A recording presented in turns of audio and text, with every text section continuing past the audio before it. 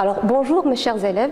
Aujourd'hui, nous allons entamer une nouvelle leçon dans le cadre de l'économie et organisation administrative des entreprises. Alors, c'est une leçon, c'est la deuxième leçon dans le cadre de la troisième partie qui est la recherche de l'information.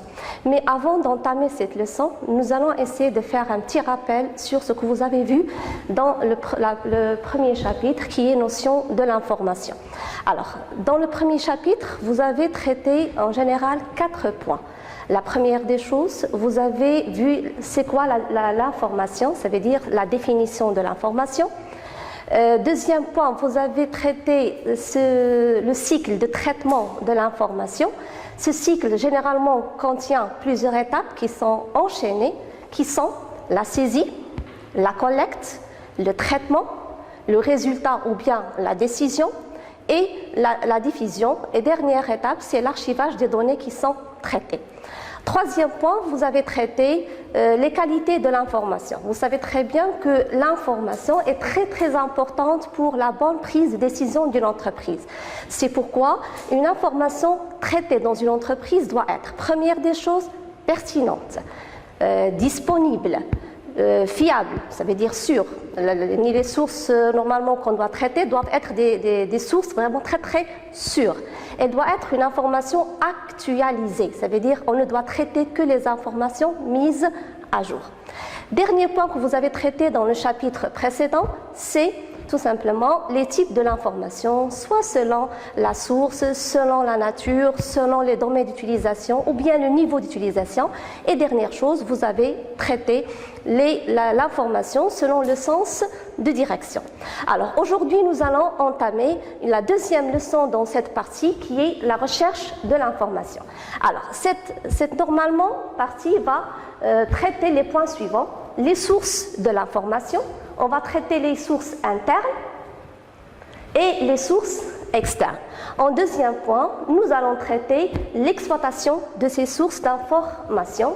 En troisième point, nous allons traiter la recherche informatisée de l'information en utilisant la base de données, les banques de données et l'Internet. Donc voilà le plan de notre leçon. Alors, commençons par les sources de l'information. Alors, pour traiter normalement ces sources, nous allons commencer par un exemple. Alors, comme vous voyez, le responsable du service commercial de la maison Magic Prix vient de recevoir une commande d'un client. Voilà l'objet de votre exemple. Nous avons le plaisir de vous confier la commande dont vous trouverez le descriptif ci-joint. Le montant total s'élève à 100 000 dirhams conformément à vos engagements sur catalogue. Nous souhaiterions une livraison sous 15 jours. En ce qui concerne le règlement, nous vous proposons la moitié de la somme à la livraison. Le reste par traite à 30 jours, date de livraison. Nous vous serions reconnaissants de bien vouloir accuser réception de cette commande et de nous confirmer les termes de votre accord. Veuillez agréer, messieurs, nos salutations distinguées, le directeur. Donc voilà, normalement, l'objet de la commande reçue par votre entreprise Magic Prix. Alors, passons aux questions. La première question, quel risque court l'entreprise en acceptant la commande? Deuxième question, quelles précautions peut-on prendre pour limiter ce risque? Troisième question, quelles informations doit-elle chercher avant d'accepter la commande? Et la quatrième question, dans quel service et dans quel fichier va-t-elle chercher ces informations? Alors, on récapitule l'exemple. Donc, je reviens à notre exemple. Donc, on a dit, nous sommes dans une entreprise qui a reçu une commande de la part d'un client. Cette commande, on a dit, dans la valeur totale, c'est 100 000 dirhams. Ce client voudrait payer au comptant la moitié de la commande, mais il aimerait bien que l'autre moitié soit payée à crédit à 30 jours fin de mois. Donc, quel est le risque que va courir l'entreprise en acceptant cette commande? Maintenant, je vous laisse le temps un petit peu de réfléchir et je vais vous donner directement, donc un petit peu, on va donner les réponses. Donc, on essaie de réfléchir quels sont les risques que nous allons courir si on accepte comme ça la commande d'un client qui voudrait payer à crédit. J'espère que vous avez réfléchi. Donc, la réponse pour nous, ça va être le risque de ne pas être payé. Donc, maintenant, le problème, c'est que l'entreprise pourra ne pas être payée. Il se peut que ce client va payer la moitié à la livraison, mais il ne va pas payer l'autre moitié. Donc, c'est un risque que peut courir l'entreprise. Dans ce cas, la deuxième question, qu'est-ce qu'on vous dit? Quelle précaution? Quelle est la précaution que doit prendre l'entreprise normalement avant de prendre ses décisions? Certainement, l'entreprise doit s'informer sur l'entreprise cliente pour connaître surtout, je dis bien, surtout sa situation financière. Ça veut dire, est-ce qu'il est capable de nous payer ou non? Troisième question, on avait dit, quelles sont les informations que nous allons chercher sur ce client? Alors, comme j'ai dit, nous allons voir sa situation financière, mais où est-ce qu'on va normalement, c'est-à-dire quelles sont ces informations que nous allons traiter? Première des choses, on va voir sa solvabilité, surtout s'il s'agit d'un ancien client. Est-ce que ce client est solvable? Ça veut dire, est-ce qu'il paye toujours dans les meilleurs délais? Est-ce qu'il n'y a pas de problème avec ce client concernant le règlement de ses factures? Nous allons voir l'historique de ses commandes. Est-ce que c'est un client qui passe souvent des commandes ou bien ces commandes sont rares? Etc., etc. Il y a pas mal, normalement, de choses qu'on pourra normalement vérifier. Mais où est-ce que nous allons trouver ces informations? Alors, pour connaître sa solvabilité, surtout s'il s'agit d'un client ancien, donc nous allons tout simplement chercher dans les fichiers de l'entreprise, qui sont, on va voir les fichiers clients, sa situation avec l'entreprise, est-ce qu'il n'y a pas de problème avec l'entreprise. Nous allons contacter le service comptable pour voir le fichier comptable. Est-ce que ces factures sont toujours réglées normalement dans les meilleurs délais? Mais surtout, s'il s'agit d'un nouveau client, c'est la première fois qu'il nous passe commande, nous allons certainement contacter sa banque pour avoir des informations de plus sur ce client avant de prendre notre décision. Bien. Donc, si on essaie de voir cet exemple nous permet de savoir quelle est l'utilité de l'information et de la recherche de l'information avant de prendre une décision. Bien, donc, notre cours, nous allons entamer, c'est-à-dire l'introduction de notre cours.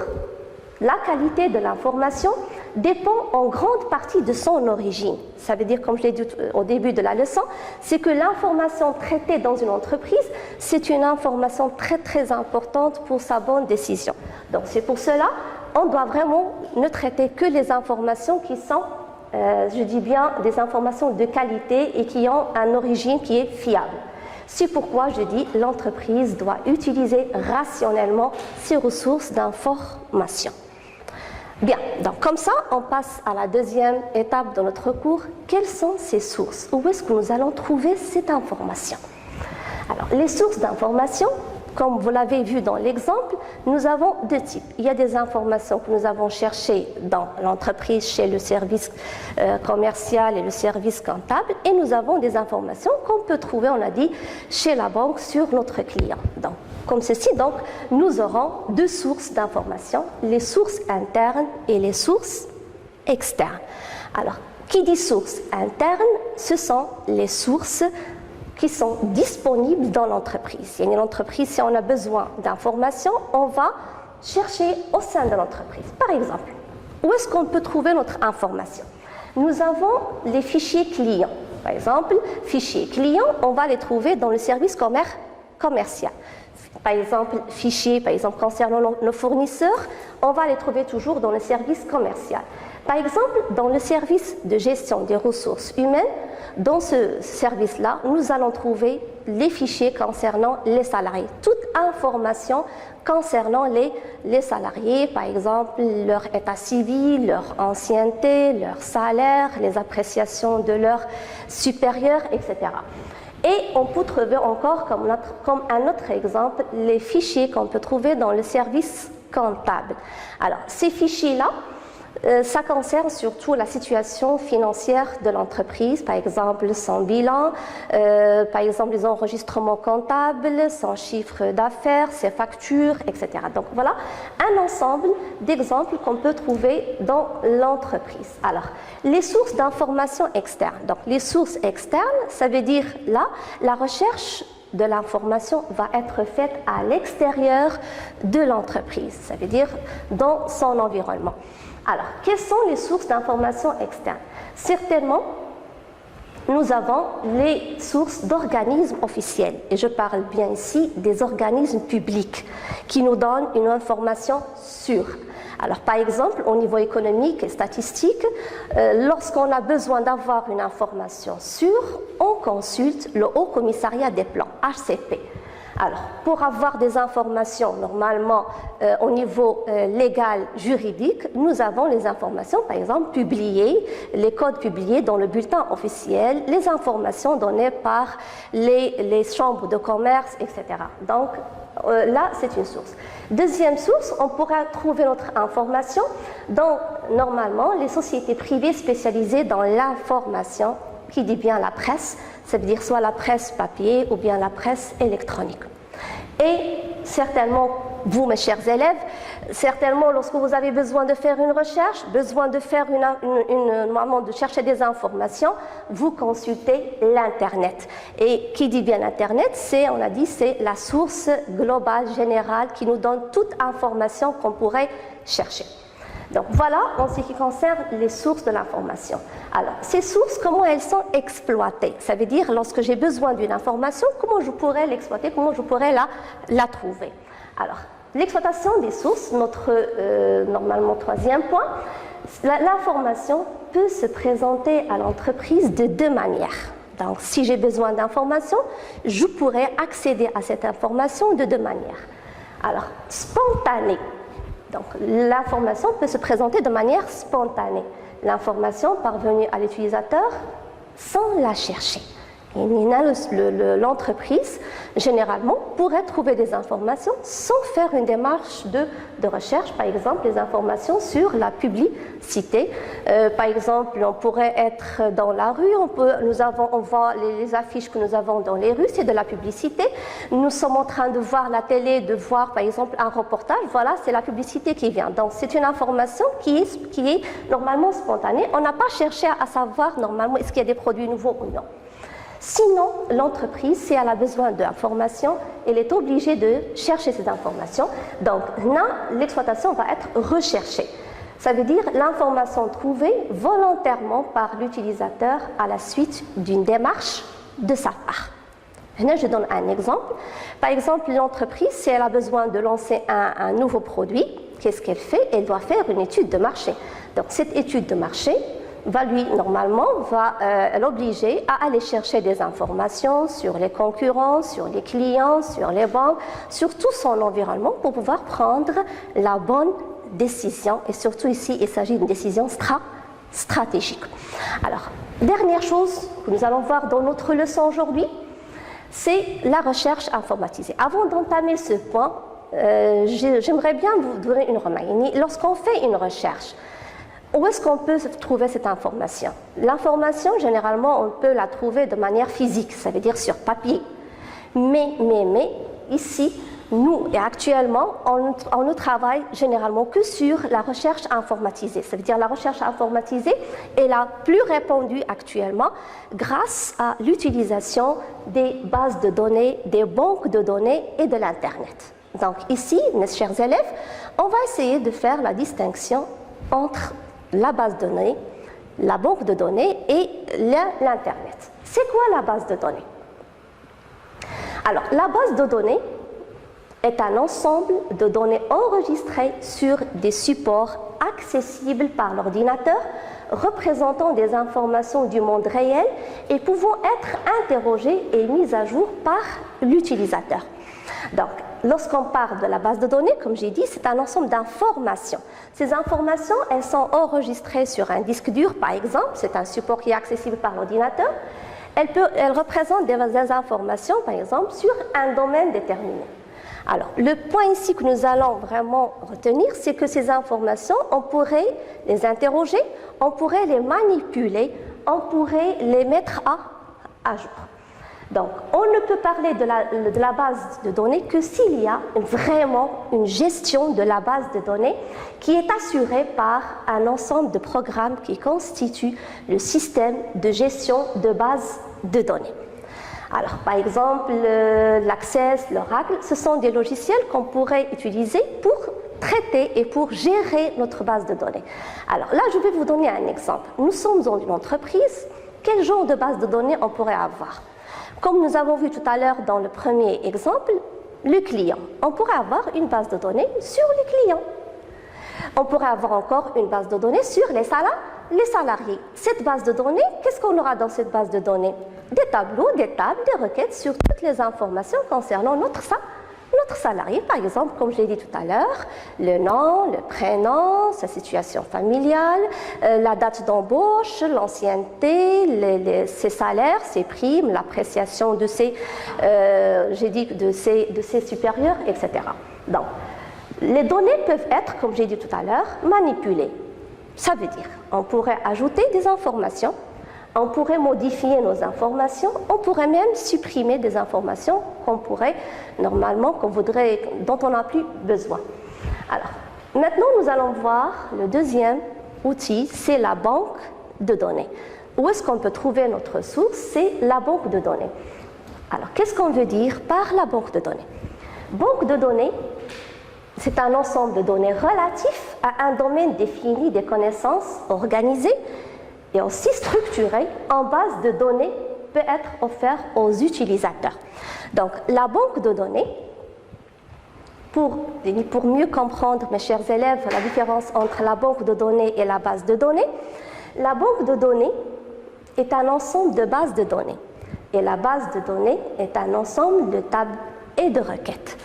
Par exemple, si on essaie de voir ceci sur le cadre physique, je peux dire que la banque de données est un dossier.